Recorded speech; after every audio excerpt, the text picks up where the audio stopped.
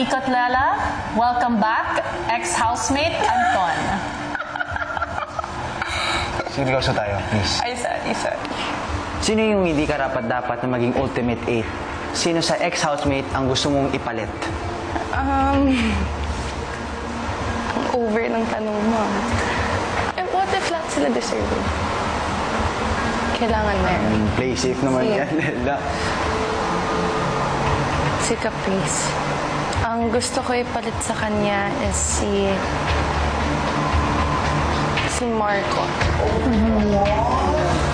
Last days niya dito, grabe, ang dami niyang naipakita. At as in, hindi lang as a housemate, but as a leader. So bakit si Caprice?